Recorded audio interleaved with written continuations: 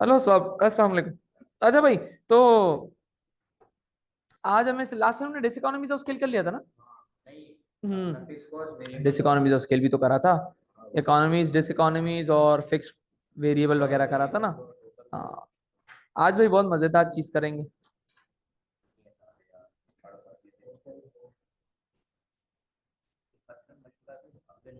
That is भाई।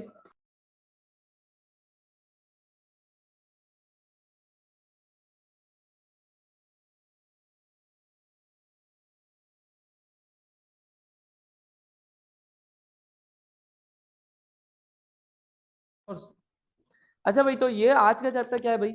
Break even. अच्छा, break even का मतलब क्या होता है? ब्रेक इवन का मतलब होता है नो प्रॉफिट नो लॉस। क्या भाई? No profit no loss. मतलब वो ये ऐसा पॉइंट है जहां पे ना प्रॉफिट हो रहा है ना लॉस हो रहा है। इसका मतलब ये वो पॉइंट है जहां पे आपका टोटल रेवेन्यू, क्या, जहां पे आपका टोटल रेवेन्यू और टोटल कॉस्ट बराबर हो जाती, क्या हो जाती है? टोटल रेवेन्यू और टोटल कॉस्ट क्या हो जाती है? बराबर। टोटल रेवेन्यू क्या है? जितना पैसा आपके पास आया, आपने जो सेल्स वगैरह करी, ठीक है। अच्छा, कॉस्ट क्या है भाई? जो आपने पे करा, जो एक्सपेंसेस है। तो जब रेवेन्यू और कॉस्ट बराबर हो गए, रेवेन्यू और कॉस्ट बराबर हो गए, अच्छा समझिए। तो जब रेवेन्यू और कॉस्ट बराबर हो गए, इसका मतलब, इसका मतलब, अगर समझो भाई अकेडमी की टोटल कॉस्ट 10 लाख है, अकेडमी का रेवेन्यू भी 10 लाख है, तो क्या हुआ? प्रॉफिट हुआ? क्या नुकसान हुआ? नहीं। तो इसका मतलब ये है भाई ब्रेक इवन। ना खुशी ना गम। ठीक है, बात समझ में आई? ठीक है। तो ब्रेक इवन आपको ये बता देता है कि भाई आपको कितने यूनिट बेचने पड़ेंगे टू ब्रेक इवन। कितने यूनिट बेचने पड़ेंगे टू ब्रेक इवन। देखो, हर नया बिजनेस खुलता है ना, वो यही देखता है कि भाई ब्रेक इवन कितने पे होगा। अगर मैंने समझो एक भाई नई बर्गर की शॉप खोली, मेरा रेंट होगा, मेरी सैलरीज होंगी, मेरे आप समझो दूसरे खर्चे होंगे, ठीक है, जैसे रॉ मटेरियल वगैरह सब। तो मैं ये देखता हूँ कि भाई मैं कितने बर्गर सेल करूंगा जब मेरा नो प्रॉफिट नो लॉस आएगा। जब नया बिजनेस खुलता है तो सबसे पहले क्या सोचता है कि यार नुकसान ना हो, प्रॉफिट तो नहीं, नुकसान ना हो। तो सबसे पहले जब नया बिजनेस खोलता है तो वो यही सोचता है कि यार कोई ऐसा हो कि ना प्रॉफिट हो ना नुकसान हो, नुकसान ना हो बस। तो वो नुकसान से बचने के लिए ब्रेक इवन पॉइंट को देखता है कि भाई मैं कितने बर्गर सेल करूंगा तो मेरा ब्रेक इवन हो जाएगा।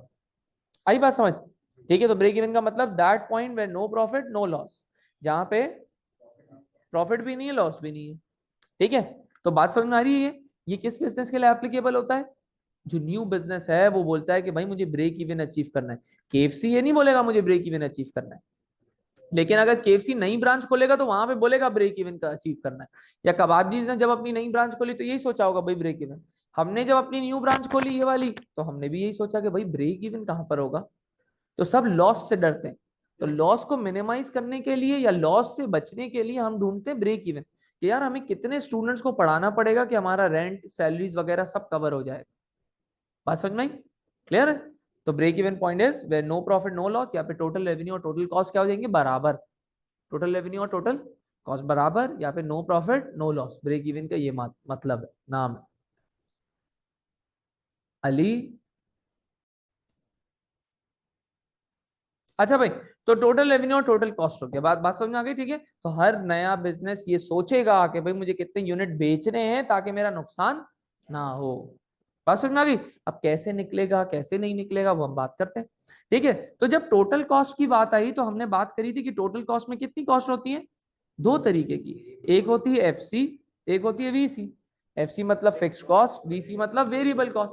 फिक्स्ड कॉस्ट जो आउटपुट के ऊपर डिपेंडेंट नहीं होती, वेरिएबल कॉस्ट जो आउटपुट के ऊपर डिपेंडेंट होती है। लास्ट टाइम पढ़ा था। फिक्स्ड कॉस्ट मतलब salary, insurance, rent. Variable cost मतलब, वेरिएबल कॉस्ट बना क्या था ना, वेरिएबल कॉस्ट में सेमी वेरिएबल होती है ना इलेक्ट्रिसिटी। तो वेरिएबल कॉस्ट में रॉ मटेरियल, वेरिएबल कॉस्ट में वेजेस, फ्यूल फ्यूल एक्सपेंसेस भी हो सकते हैं, डिलीवरी कॉस्ट जिसको हम बोलते हैं, ठीक है, वो सब हो सकता है। आगे बात समझ? क्लियर है? चल, तो इसका मतलब अब हम लोग जाते हैं थोड़ा सा ना चार्ट की तरफ, ठीक है। चल, ओके, अच्छा समझा। चलो भाई, एक क्या है भाई, एक बर्गर शॉप है, ठीक है। अच्छा, एक बर्गर शॉप है, उसका रेंट है समझो भाई,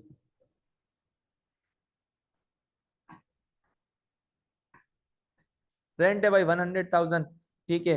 उसकी समझो सैलरीज है कितनी भाई, 200,000,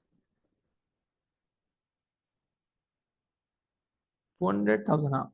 चल, या फिर 100,000, इसको भी 100 कर लेते ना, तो टोटल हमारा कितना आ जाएगा, 200 आएगा। चलो, तो अगर मैं आपको बोलता हूँ कि भाई टोटल फिक्स कॉस्ट कितनी है, तो आप क्या बोलोगे जी, टोटल फिक्स कॉस्ट कितनी हो जाएगी भाई, 200,000। अच्छा जी, अब मेरी सेल्स है समझो, अम, कितने का बर्गर सेल करेंगे हम लोग, नहीं नहीं, अच्छा, समझो सेल्स है उसकी 20,000 बर्गर्स है, ठीक है। अच्छा भाई, वेरिएबल कॉस्ट बेटा डॉलर बाहर का ही, वेरिएबल कॉस्ट है भाई $25, सेलिंग प्राइस है भाई इसकी समझ लो आप $50। सही है भाई, कितनी भाई, $50, क्लियर है ये। चलो अब देखते हैं।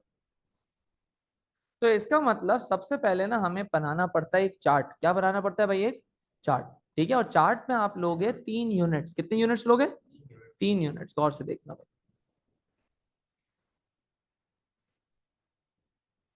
तो यहाँ पे आप देखोगे आउटपुट, यहाँ पे आप क्या देखोगे, आउटपुट,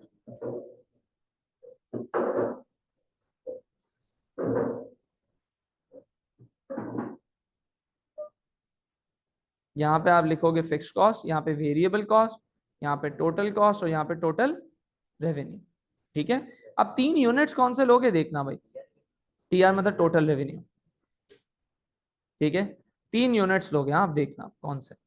पहले आप लोगे जीरो आउटपुट, कौन सा output, zero output, zero output क्या क्या कौन सा होगा, जहाँ पे कुछ भी नहीं बन रहा, ठीक है। अच्छा, जहाँ पे कुछ भी नहीं बन रहा। अच्छा, टोटल आउटपुट इसका कितना था, कितने बर्गर्स बेचने की सोच रहा था, 20,000 बर्गर्स, 20,000 बर्गर्स। अच्छा, 20,000 और जीरो के बीच में कितना आता है, 10,000, आप यहाँ पे 10,000 लिख दो, बस समझ में आई? ठीक है, 10,000 लिख दिया। अच्छा, अब मुझे बताओ फिक्स कॉस्ट कितनी थी, 200,000। फिक्स कॉस्ट आउटपुट जीरो हो, आउटपुट 10,000 बर्गर हो, आउटपुट 20,000 बर्गर हो, आउटपुट कितना भी हो, फिक्स कॉस्ट क्या रहती है, एग्जैक्टली सेम। तो इसका मतलब जीरो आउटपुट बना लो या 10,000 आउटपुट बना लो या 20,000 बर्गर्स बना लो, फिक्स कॉस्ट कितनी रहेगी भाई, 200,000।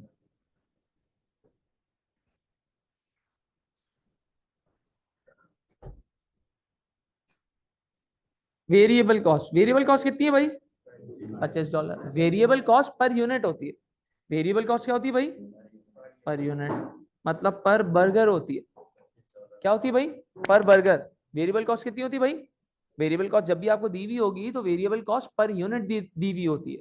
तो वेरिएबल कॉस्ट कितनी दी हुई है, 25। इसका मतलब एक बर्गर बनाने के लिए या बर्गर को बेचने के लिए मुझे डिलीवरी, रॉ मटेरियल, वेजेस, ठीक है, उसमें सॉसेस वगैरह, बर्गर का बन, पैटी वगैरह सब कितने का पड़ता है, $25 का। ये वेरिएबल कॉस्ट हो गई, ठीक है। एक बर्गर बनाऊंगा तो वेरिएबल कॉस्ट कितनी है, 25। दो बर्गर बनाऊंगा तो 50, 3 बर्गर्स बनाऊंगा तो 75, 4 बर्गर्स बनाऊंगा तो 100। इसका मतलब जैसे जैसे मेरे यूनिट बढ़ते जाएंगे मेरी वेरिएबल कॉस्ट भी बढ़ती चली जाएगी। तो अगर मैंने जीरो बर्गर बनाए तो मेरी वेरिएबल कॉस्ट कितनी होगी भाई, जीरो ही होगी भाई। जब बर्गर बनाए नहीं तो बर्गर पैटी तो यूज ही नहीं हुई, बर्गर के बन तो यूज ही नहीं हुए। इसका मतलब मेरी वेरिएबल कॉस्ट कितने पे खड़ी हुई है भाई, जीरो पे। सही है। अब मैंने बना लिए 10,000 बर्गर, एक बर्गर को बनाने में $25 लगते थे, इसका मतलब 10,000 बर्गर बनाने में क्या लगेगा भाई, 10,000 मल्टीप्लाइड बाय 25, इसका मतलब 25 और 4 zeros, जी 250,000 हो गया।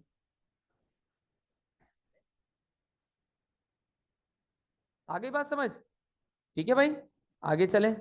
अच्छा अब देखना भाई, अब मेरे पास, आपके पास वेरिएबल कॉस्ट दी हुई है 25। अच्छा, वेरिएबल कॉस्ट दी हुई है 25। वेरिएबल कॉस्ट की दी हुई कितनी भाई? 25। मैंने बना लिया 20,000 बर्गर। तो 20,000 मल्टीप्लाई 25 कितना हो गया? हाँ, 5 लाख। इसका मतलब क्या हो गया भाई? 500,000। आई बात समझ में? क्या समझ में? नहीं आई? चल ये देखो भाई, अगर मेरा एक बर्गर बनता था 25 का, मैंने बर्गर कितने बनाए? 20,000। 20,000 ना, तो 25 मल्टीप्लाई बाई 20,000 कितना हुआ? अच्छा, तो वेरिएबल कॉस्ट लिख देंगे यहाँ पे 5 लाख। जी हाँ ना, तो वो तो बर्गर के, बर्गर्स भी तो डबल हो गए, तो कॉस्ट भी डबल हो गई। ठीक है, अब आ जाते हैं किस पे भाई? टोटल कॉस्ट पे। अच्छा भाई, टोटल कॉस्ट की हमने पहले भी बात करा था, पहले भी बात करी थी कि टोटल कॉस्ट की खुद की कोई औकात नहीं है जी। टोटल कॉस्ट बनता ही किससे? फिक्स कॉस्ट और वेरिएबल कॉस्ट को मिला दो। तो फिक्स कॉस्ट और वेरिएबल कॉस्ट को मिलाऊंगा, तो 200,000 प्लस जीरो कितना हो जाएगा? 200,000। मैं 200,000 और 250,000 को मिलाऊंगा तो कितना हो जाएगा? 450,000। मैं जब 200,000 और 500,000 को मिलाऊंगा तो कितना हो जाएगा? 700,000। आई बात समझ में? अब बात करते हैं टोटल रेवेन्यू की।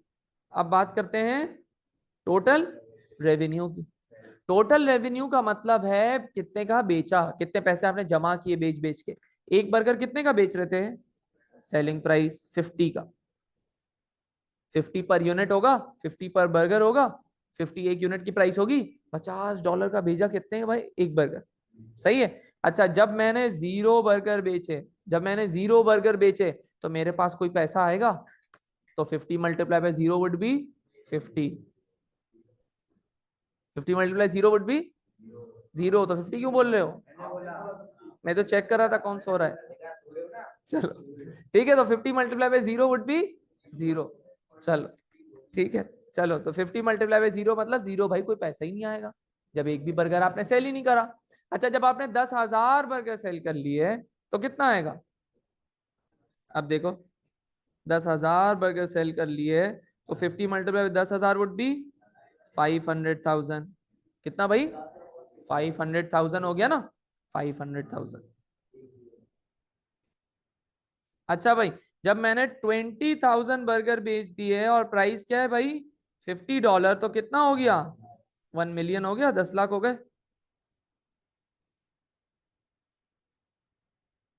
बात समझ में आई भाई? क्लियर है भाई? क्लियर है? अच्छा, ये आपका बन गया क्या भाई? टेबल। ठीक है, ये आपने कॉस्ट और रेवेन्यू का चार्ट बना लिया। अब कॉस्ट और रेवेन्यू का टेबल बना के इसके थ्रू बनाना है आपको एक ग्राफ। क्या बनाना है? ग्राफ। और से सुनना, ग्राफ कैसे बनेगा। चल, तो सबसे पहले बताओ कि भाई लोवेस्ट वैल्यू क्या है? जीरो दिख रही है। हाईएस्ट वैल्यू क्या दिख रही है? 10 लाख। इसका मतलब मैं ग्राफ बनाते हुए ये ख्याल करूंगा कि लोवेस्ट मुझे जीरो चाहिए, हाईएस्ट कितनी चाहिए? 10 लाख। मैं ऐसा नहीं हो कि ग्राफ छोटा सा बना दूं जीरो से लेके 5 लाख तक का, बाद में पता चलेगा अरे यार 10 लाख की भी तो फिक्र, गलत हो जाए। ठीक है, चलो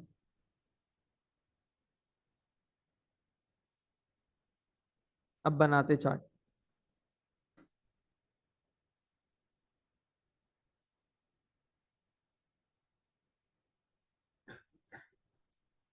यहाँ पे आ जाएंगी भाई डॉलर्स की बातें, यहाँ पे आ जाएगी भाई आउटपुट की बात, या फिर यूनिट्स की बात। ठीक है, तो यहाँ पे चलो लिख लेते हैं number of burgers. Okay, number of burgers. चलो, या आपका समझो भाई 100,000 हो गया। ये आपका क्या हो गया भाई? 200,000 ये, 300 ये, 400 ये, 500 ये, 600, फिर 700, फिर 1,000। ठीक है, 1,000 और आगे फिर सबके आगे क्या है? 3 जीरोस यहाँ। सही है भाई? बात समझ में आ गई? चलो, अब क्या करना है भाई, गौर से देखना। हमारे पास नंबर ऑफ बर्गर्स कितने थे जो आउटपुट था? नंबर ऑफ बर्गर्स कितने, 0, 10,000 और 20,000, बस यही बनाएंगे। ठीक है, चल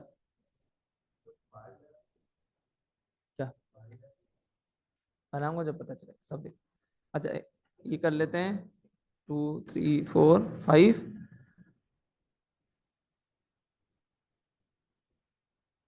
यहाँ गए।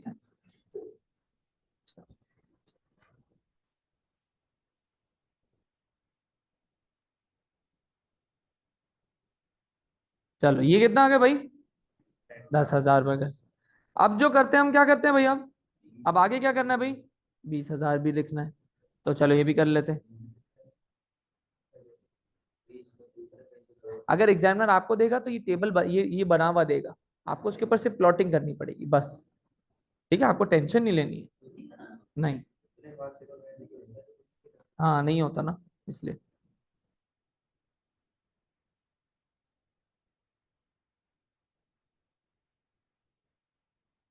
चलो अब देखना भाई, अब हमें पहले, सबसे पहले हमने क्या बनाया है, फिक्स कॉस्ट लिखा है, तो हम फिक्स कॉस्ट ही सबसे पहले बना देते हैं।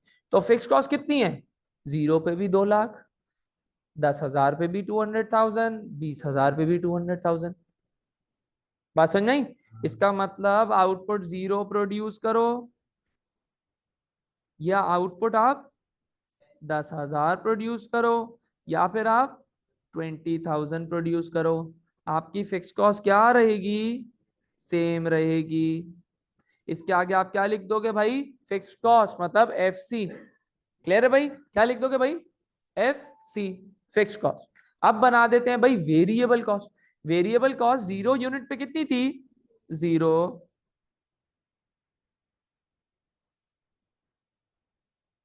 ये कलर दिख रहा है आप लोग, हाँ, 0 पे 0 है। अच्छा फिर बताओ भाई, 10,000 पे कितना है, 250। इसका मतलब 300 और 200 के बीच में होगा। और फिर 20,000 पे कितनी है, देखो 20,000 पे 0, पहले 0 पे 0, 10,000 पे 250, 20,000 पे 500,000। ठीक है, इसका मतलब 20,000 बर्गर्स पे मेरी वेरिएबल कॉस्ट कहां पहुंच जाएगी भाई, 500।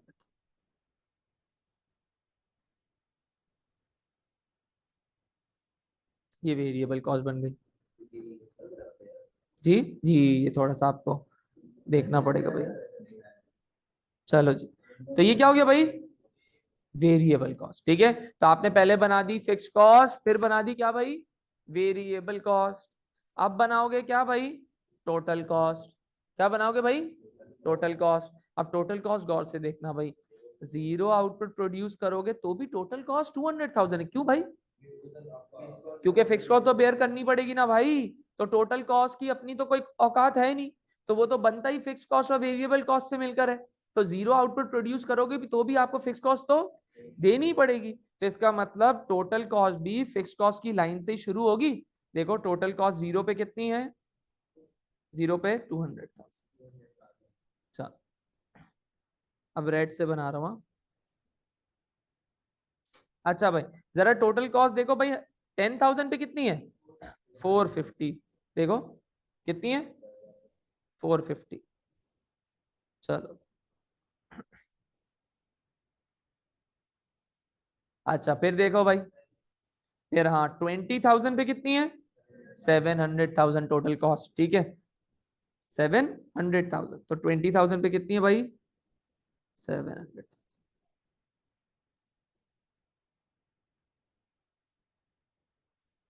ये क्या लिख दोगे भाई, टी सी। क्या लिख दोगे, टी सी, टोटल कॉस्ट। सही है भाई, समझ में आ गया, क्लियर है यहां तक।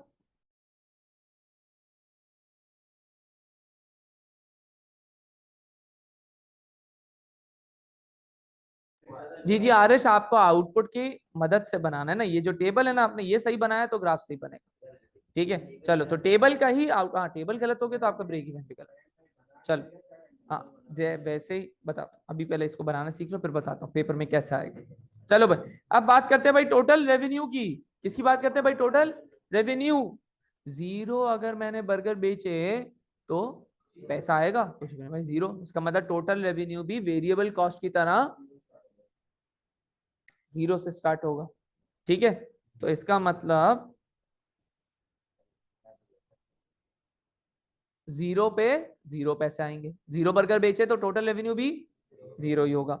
अच्छा भाई, अगर मैंने 10,000 बर्गर सेल कर दिए तो मेरा टोटल रेवेन्यू आ जाएगा 5 लाख, मतलब 500,000। ठीक है, तो देखो भाई 10,000 पे मेरा रेवेन्यू कितना हो गया, 500,000। सही है भाई। अच्छा अब मुझे बताओ कि आउटपुट 20,000 पे मेरा रेवेन्यू कितना है, 1,000, इसका मतलब 1 मिलियन हो गया, 10 लाख हो गया। ठीक है, चल 1 मिलियन, तो 20,000 पे कितना हो जाएगा भाई, 1 मिलियन। अब हम तीनों ब्लू वाले डॉट्स को क्या करते हैं भाई, ज्वाइन करते हैं। इसको क्या बोलेंगे, टी आर, टोटल रेवेन्यू। क्या बोलेंगे भाई इसको, टोटल रेवेन्यू। अब आपको कुछ दिख रहा होगा जो हमने ब्रेक इवन के स्टार्ट में पढ़ा, नो प्रॉफिट नो लॉस का मतलब क्या है, टोटल रेवेन्यू और टोटल कॉस्ट बराबर हो गए। तो यहाँ पे आपको टोटल रेवेन्यू और टोटल कॉस्ट कहीं दिख रहा है, टोटल रेवेन्यू ये जा रहा, टोटल कॉस्ट ये जा रही, जहां पे ये दोनों मीट हो रहे हैं वो इनका क्या होगा, इक्वल वाला पॉइंट होगा। यहाँ पे टोटल रेवेन्यू और टोटल कॉस्ट बराबर हो गए, यहाँ पे टोटल रेवेन्यू और टोटल कॉस्ट बराबर हो गए, इसका मतलब वो इसका ब्रेक इवन है। तो अभी हम देखते हैं कि इसको कितने बर्गर बेचने पड़ेंगे कि उसका नो प्रॉफिट और नो लॉस आ जाएगा। देखना भाई, टोटल रेवेन्यू ब्लू वाली लाइन, टोटल कॉस्ट रेड वाली लाइन, दोनों का जो पॉइंट आ रहा है मीटिंग का वो ये रहा। हमारा एक एक बॉक्स 1,000 का था, एक एक बॉक्स 1,000 का था, तो 1 2 3 4 5 लो भाई, 1 2 3 4 5 6 7 और 8। इसका मतलब मुझे 8,000 बर्गर सेल करने पड़ेंगे टू ब्रेक इवन। मतलब 8,000 बर्गर अगर नहीं सेल करे तो मेरे टेंशन बड़ी रहेगी। 8,000 से एक भी बर्गर लेस हुआ तो लॉस आएगा, 8,000 बर्गर से एक भी 8,000 बर्गर से एक भी बर्गर ज्यादा हुआ तो प्रॉफिट स्टार्ट हो जाएगा। मतलब 8,000 बर्गर सेल करने पे मेरा ना ही प्रॉफिट होगा ना ही लॉस होगा, क्योंकि टोटल रेवेन्यू और टोटल कॉस्ट दोनों क्या हो गए भाई, बराबर। दोनों क्या हो गए भाई, बराबर। जी, ब्रेक इवन निकाल सके। और हर हर जो है आपका बिजनेस है वो ब्रेक इवन निकालता है जब न्यू ओपन होता है या फिर ब्रांच चेंज करता है या फिर कोई भी न्यू चीज करेगा ना बिजनेस, तो उसका ब्रेक इवन निकालता है, हर बिजनेस निकालता है। ये ऐसा नहीं है कि ये सिर्फ थ्योरी में आ रहा है या फिर बुक में लिखा हुआ है या सिलेबस का पार्ट है, नहीं, ये मैं आपको बता रहा हूँ। हमने भी जब अकेडमी की लोकेशन चेंज करी थी तो हमने बैठ के ब्रेक इवन निकाला था। बताता हूँ। जैसे ये तो अब आप ना चार्ट है, ये तो डायग्राम वगैरह हो गई, ठीक है, ये ग्राफ वगैरह हो गया। ये तो अब इंसान नहीं बनाता, ये कौन बनाते हैं, एक्सेल बना देता है। एक्सेल को आप बोलोगे सारे ये वैल्यूज बताओगे ना तो वो खुद ही बना देता है। ठीक है, फिर आप वो देख लो, अच्छा भाई टोटल रेवेन्यू टोटल कॉस्ट यहाँ पे बराबर हो रहा है, इसका मतलब मुझे 8,000 बर्गर सेल करने। तो ये आपका क्या हो गया, बताऊंगा बताऊंगा, मैं बताऊंगा मैंने भी कैसे निकाला, बताता हूँ। जी बताता हूँ। इसको क्या बोलते हैं भाई, break even point. Break even point क्यों बोल रहे हैं इसको, क्योंकि यहाँ पे टोटल रेवेन्यू और टोटल कॉस्ट बराबर हो गया। इसका मतलब यहाँ पे ना ही हमें प्रॉफिट हो रहा है ना ही हमें लॉस हो रहा है, ना प्रॉफिट है ना लॉस है। ठीक है, ये वो पॉइंट है जहां पे हमारा ब्रेक इवन हो गया। बात समझ में आ गई भाई, ये बात समझ में आई, बात समझ में आई पक्का। 8,000 बर्गर से एक भी बर्गर ज्यादा सेल करा तो क्या होगा, प्रॉफिट। 8,000 बर्गर से एक भी बर्गर लेस सेल करा इसका मतलब लॉस हो गया, गए। आई बात समझ, बात समझ में आई। ठीक है, चलो ये करते हैं। अब देखो भाई, अगर मैं 8,000 बर्गर सेल करता हूं इसका मतलब मेरा ब्रेक इवन हो गया। इसका मतलब हम इसको बोलेंगे ब्रेक इवन, हाँ break even level of output. ठीक है, या फिर आप इसको बोलोगे ब्रेक इवन इन यूनिट्स। क्या, इन यूनिट्स, ये उसमें आया ना कि कितने बर्गर सेल करने। कभी कभार एग्जामिनर का होता है दिमाग खराब, एग्जामिनर का बिल्कुल दिमाग खराब हो सकता है। एग्जामिनर बोलेगा चल भाई ब्रेक इवन इन यूनिट्स नहीं बता, ब्रेक इवन इन डॉलर बता। अब आप परेशान हैं, अब आप परेशान कि यार डॉलर कहाँ से, सर ने तो यूनिट सिखाया था। अबे भाई परेशान थोड़ी होना है, यूनिट यहाँ पर है तो डॉलर किधर है, उधर।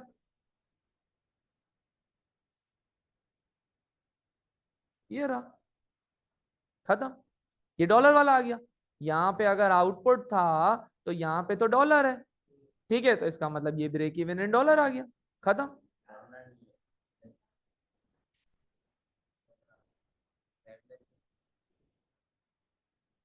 ब्रेक इवन इन डॉलर्स, या फिर ये कभी कभार ना ऐसा भी वर्ड यूज कर सकता है, break even in revenue. Break even in revenue एक ही बात है ना भाई, जो पैसा आ रहा है वो रेवेन्यू तो है, मेरा रेवेन्यू है ना, बस परेशान नहीं होना आपको। सही बात समझ में आ गई। तो ब्रेक इवन इन यूनिट्स हो गया, ब्रेक इवन इन डॉलर्स हो गया, ब्रेक इवन इन यूनिट हो गया, ब्रेक इवन इन डॉलर हो गया। सही है। अच्छा ये देखना, अगर मैं 8000 बर्गर से पीछे सेल करता हूं, मतलब 7900 सेल करता हूं, या पे 7000 या 5000, तो अभी हमने बात करी क्या है, लॉस है। डायग्राम में भी देखते हैं कि मैं सच बोल रहा हूँ कि नहीं, देख लेते देख लें। ये देखो, देख लेते हैं। 8000 बर्गर, 8000 बर्गर से अगर आप पहले जाते हो तो जो रेड वाली लाइन है, रेड वाली लाइन कौन सी है, टोटल कॉस्ट। ब्लू वाली लाइन कौन सी है, टोटल रेवेन्यू। तो 8000 बर्गर से पहले देखो, रेड वाली लाइन ब्लू वाली लाइन के अबव है। रेड वाली लाइन टोटल कॉस्ट है, ब्लू वाली लाइन टोटल रेवेन्यू है। तो रेड वाली लाइन ब्लू वाली लाइन से अबव है, इसका मतलब टोटल कॉस्ट टोटल रेवेन्यू से ज्यादा है। जब भाई कॉस्ट रेवेन्यू से ज्यादा है तो उसको क्या बोलते हैं आसान अल्फाज में, लॉस।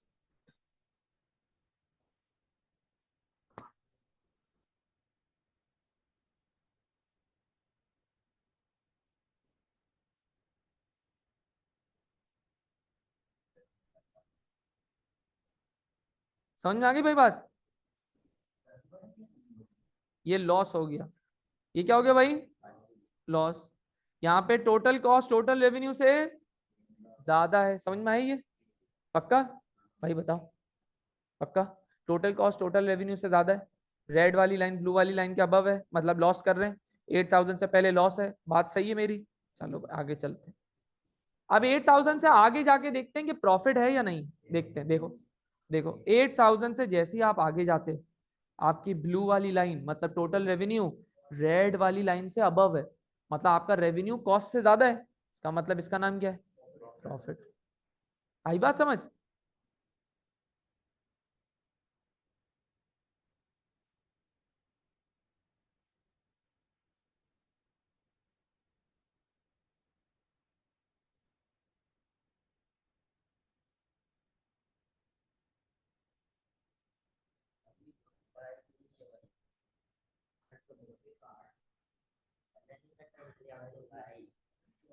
चलो भाई ये क्या हो गया भाई, टोटल रेवेन्यू टोटल कॉस्ट से ज्यादा है, इसका मतलब इसको क्या बोलेंगे, प्रॉफिट।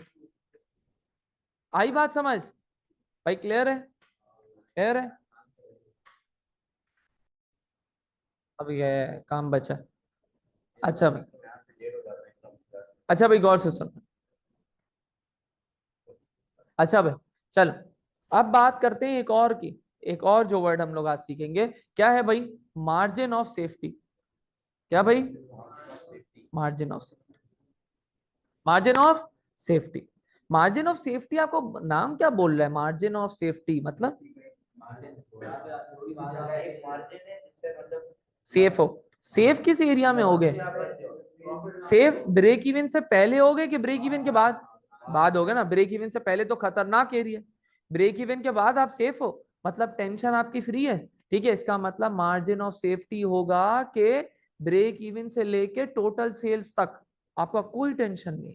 ब्रेक इवन आपका कितने पे हुआ, ब्रेक इवन आपका हुआ नहीं 8000 बर्गर्स पे, ठीक है। आपकी टोटल सेल्स कितनी थी, नहीं 20000 बर्गर्स, 20000 बर्गर्स थी।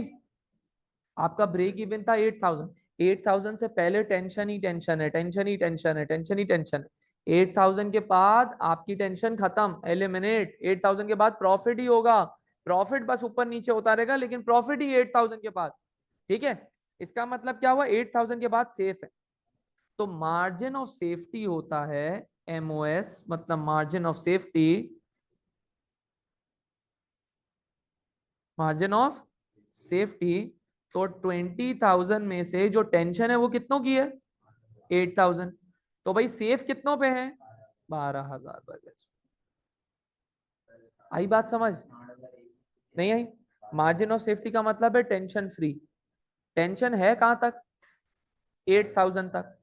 8,000 के बाद टेंशन है टेंशन फ्री। अब आप बोलोगे यार सुकून मिल गया भाई, अब रात को आपको नींद आ जाएगी कि यार मेरा लॉस कवर हो गया, अब प्रॉफिट हो रहा है। हाँ प्रॉफिट कम ज्यादा हो रहा है उस पर टेंशन ले सकते हो, लेकिन ये इतनी बड़ी टेंशन नहीं है, लॉस नहीं होगा, ये आपकी टेंशन फ्री हो गई। 8,000 से पहले, 8,000 बर्गर से पहले टेंशन है, 8,000 बर्गर के बाद टेंशन नहीं है। कहां तक टेंशन नहीं है? 20,000 माइनस 8,000। देखो टेंशन कहां तक थी? यहां तक टेंशन थी, यहां तक टेंशन नहीं है। इसका मतलब 8,000 से आगे पूरा पार्ट क्या है भाई? सुकून का।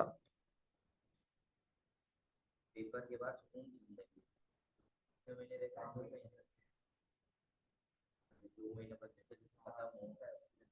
Margin of safety. Margin of safety का फॉर्मूला क्या है? Sales, sales 20,000 burger sales minus break even, sales minus break even.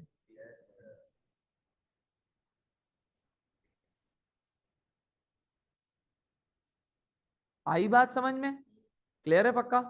अच्छा अगर एग्जामिनर का मूड खराब हुआ, दिमाग खराब हुआ, वो दे देगा जी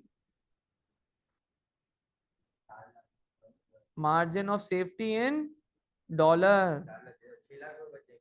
margin of safety in dollar, गौर से देखना, आपको कुछ भी नहीं करना। मार्जिन ऑफ सेफ्टी कितना था? 20,000। देखो गौर से, 20,000 माइनस 8,000, कितनी टेंशन में फ्री हो गए? 12,000 बर्गर्स। अब डॉलर में निकालने, 12,000 तो बर्गर्स हो गए, एक बर्गर कितने का था? 50 का। कोई टेंशन लेनी ही नहीं है, 600,000 हो गया।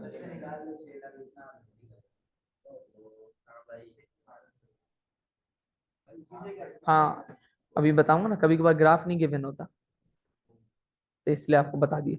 ठीक है बात समझ में आई भाई? Margin of safety in dollar हो गया, margin of safety in revenue.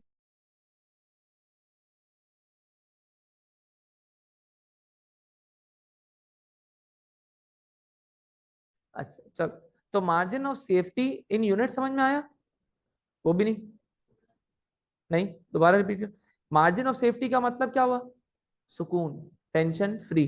Margin of safety का मतलब टेंशन फ्री, सेफ्टी है ना, सेफ है, टेंशन नहीं हो रही। सही है। ब्रेक इवन से पहले आपको टेंशन थी कि नहीं? आपको कितने बर्गर सेल करने थे नो प्रॉफिट नो लॉस के लिए? 8,000। 8,000 से पहले टेंशन होगी कि यार 8,000 बर्गर बिकेंगे कि नहीं बिकेंगे, टेंशन होगी। 8,000 के बर्गर के बाद आपको टेंशन होगी, आप बोलोगे भाई सुकून की नींद आ रही है अब। तो 8,000 के बाद आपको कोई टेंशन नहीं। तो आपने, आपकी टोटल सेल्स थी कितनी? 20,000। टेंशन कितने पे है? 8,000। टेंशन इससे पहले थी ना, इसके बाद तो नहीं है। इसका मतलब 8,000 से लेके 20,000 तक आपको कोई टेंशन नहीं है। इसका मतलब यहाँ पे कितने बर्गर्स होंगे? 12,000 बर्गर्स होंगे। यहाँ पे आपको कोई टेंशन है? ये मार्जिन ऑफ सेफ्टी। तो sales, sales minus break even in units. बात समझ में आई? Sales minus break even in units. अगर डॉलर बोलेगा तो डॉलर कैसा आएगा? बर्गर बिकेंगे ना। एक बर्गर कितने का सेल हो रहा था? $50 पर लिखा हुआ था। तो मेरा मार्जिन ऑफ सेफ्टी, मेरा सुकून लाए करता है 12,000 बर्गर्स पे। एक बर्गर कितने का है? 50 का। तो 12,000 बर्गर्स मल्टीप्लाई 50 कितना हो गया? 600,000। ये मेरा सुकून का एरिया है। आगे बात समझना। ठीक है, जो प्रॉफिट का एरिया है वो सुकून का एरिया, बस क्लियर? हाँ नॉन प्रॉफिट नॉन, बस दुआ करो आप लोग। अब देखो ये,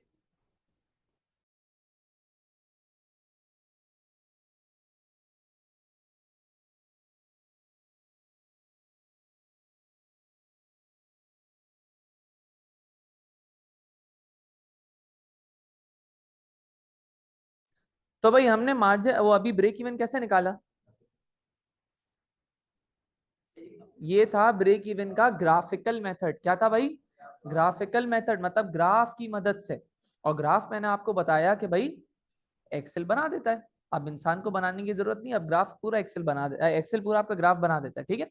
लेकिन पेपर, हाँ पेपर में आता है, आ सकता है ना, और पेपर में बना हुआ भी आएगा ग्राफ। तो आपको ये सारे पॉइंट पता होने चाहिए। आपको ये ना एग्जामिनर ज्यादातर क्या करेगा, ब्रेक इवन बना के देगा।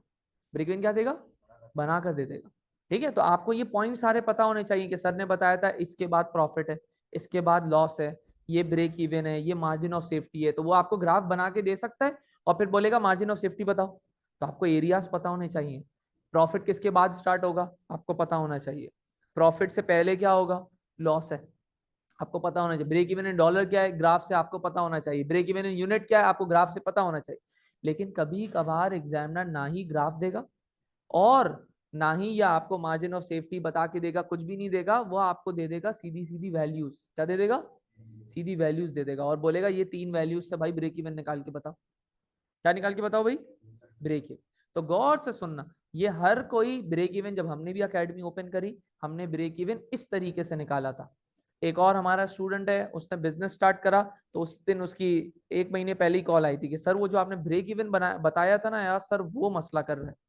तो ये प्रैक्टिकल लाइफ में आपको हर जगह काम आता है। लेकिन प्रैक्टिकल लाइफ में आप ये डायग्राम वगैरह में थोड़ी बनाओगे। तो प्रैक्टिकल लाइफ के लिए एक फॉर्मूला है, ठीक है, और वो फॉर्मूला पेपर में भी आएगा, ठीक है। तो देखना भाई वो फॉर्मूला क्या है जो आपको आसानी से ब्रेक इवन निकाल देगा। गौर से सुनना भाई, ब्रेक इवन का फॉर्मूला, ब्रेक इवन का फॉर्मूला। हाँ अभी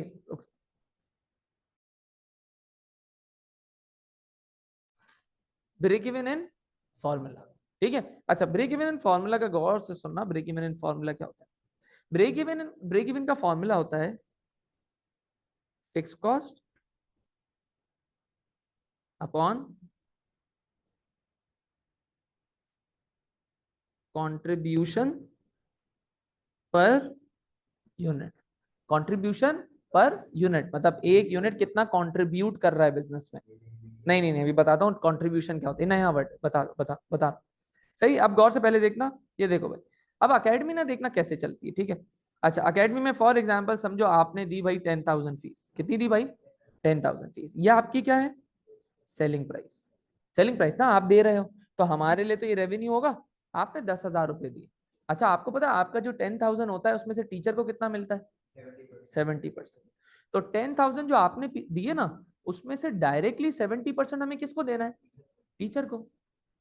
जो आपने 10,000 दिए, तो हमें पता है कि भाई ये अहमद ने समझो 10,000 हमें दिए, तो हमें इसका 70% तो डायरेक्ट किसको देना है, टीचर को। तो 10,000 का 70% कितना होता है, 7,000।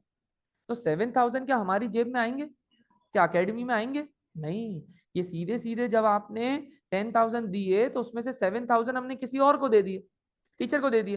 तो टीचर जितने बच्चे पढ़ाता जाएगा हम उसको उतने 7,000 देंगे। इसका मतलब ये क्या हो गया, वेरिएबल कॉस्ट हो गई। क्या हो गई, वेरिएबल कॉस्ट। तो जब आप 10,000 फीस दे रहे हो तो अकेडमी के पास कितने आते हैं, 3,000।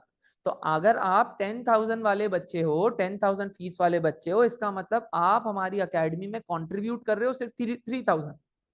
सिर्फ कितना कंट्रीब्यूट कर रहे हो, 3,000। तो अकेडमी आपके 3,000 में इंटरेस्टेड है, क्योंकि वो 7,000 तो डायरेक्ट टीचर को चले जाएंगे, उसमें तो हमें कुछ नहीं मिलेगा। बात समझ गई। इसका मतलब 10,000 सेलिंग प्राइस हो गई, वेरिएबल कॉस्ट कितनी हमारी 7,000। तो हमारी जेब में कितना बचेगा, 3,000। फिर इस जो 3,000 है ना, उसमें से फिर हम फिक्स कॉस्ट देंगे, फिर हमें कुछ बच गया तो हम घर लेके जाएंगे, जिसको क्या बोलते हैं, प्रॉफिट। तो आपकी 10,000 फीस में से हम कितना इंटरेस्टेड है, सिर्फ 3,000। बात समझ में। तो हर बिजनेस में वेरिएबल कॉस्ट होती है, हर बिजनेस में वेरिएबल कॉस्ट होती, ठीक है। तो जैसे बर्गर वाला है, बर्गर वाले के बर्गर बंस होंगे, बर्गर पैटी होगी, वेजिटेबल्स होंगे, सॉसेज होंगी, फूड पांडा की डिलीवरी की कॉस्ट हो गई। तो वो जितने बर्गर बनते जाएंगे उतनी कॉस्ट लगेगी, मतलब वेरिएबल है, ठीक है। तो फॉर एग्जाम्पल समझो भाई सेलिंग प्राइस है एक बर्गर की 500, ठीक है। या समझो अभी हमने करा था ना, या समझो 500 है बर्गर की सेलिंग प्राइस। वेरिएबल कॉस्ट है समझो 300, मतलब 300 की बर्गर पैटी भी आ जाती है, वेजिटेबल भी आ जाता है। तो मैंने अगर आपको एक बर्गर दिया तो उसमें 300 की vegetable, burger patty, burger bun, sauces डाले, मतलब 300 रुपए तो मैं डायरेक्ट सप्लायर को दूंगा।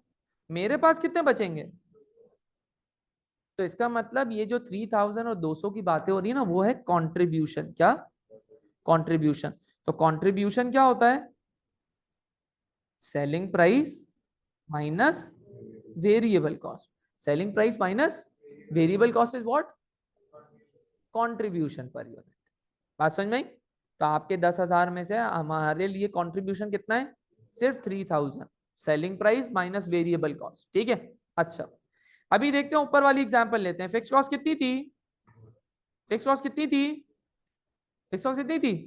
200,000। अच्छा, तो फिक्स कॉस्ट में लिख देता हूं 200,000। कंट्रीब्यूशन पर यूनिट देखना, इसका बर्गर कितने का सेल होता था?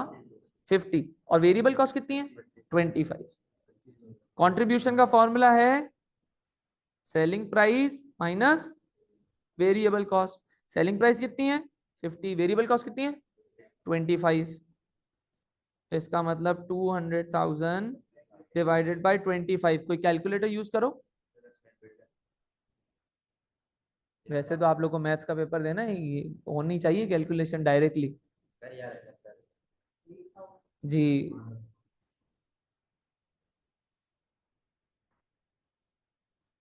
8,000 बर्गर्स। 8,000 बर्गर्स कहीं और भी तो आया था ऊपर। ब्रेक इवन मतलब ग्राफ से बनाओ या आप ये फॉर्मूले से करो, सेम है। बात समझ में आ गई? ठीक है। लेकिन आपको ग्राफ भी समझना पड़ेगा, फॉर्मूला भी समझना पड़ेगा, क्योंकि एग्जामिनर की मर्जी होगी कि वो आपको ग्राफ देता है कि फॉर्मूला। बात समझ में आई? क्लियर है? तो ये क्या हो गया भाई? ये ब्रेक इवन इन ग्राफ्स हो गया, ये break even in in formula हो गया। ये ब्रेक इवन का फॉर्मूला हो गया। अच्छा, अब मैं बोलूं कि भाई ये ब्रेक इवन का फॉर्मूला तो हमेशा आता है यूनिट्स में ना। ये फॉर्मूला किस में आंसर देता है? यूनिट्स में। अब मैं आपको बोलता हूं कि ब्रेक इवन इन डॉलर्स निकाल के बताओ। इन क्या निकाल के बताओ? डॉलर्स। तो आप बोलोगे कि सर 8,000 बर्गर हमारा क्या था भाई सर? Break even.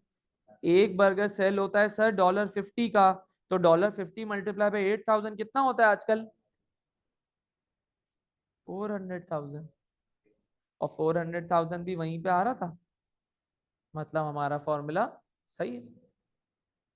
आई बात समझ में? क्लियर है? तो ये आपका आ गया ब्रेक इवन का फॉर्मूला और ये आपका आ गया मार्जिन ऑफ सेफ्टी का फॉर्मूला। बात समझ में आ गई? ठीक है। तो एग्जामिनर की मर्जी होगी कि वो आपको फॉर्मूले से निकालने को बोलता है या खुद ही चार्ट बना के देता है और बोलता है भाई देख के बताओ।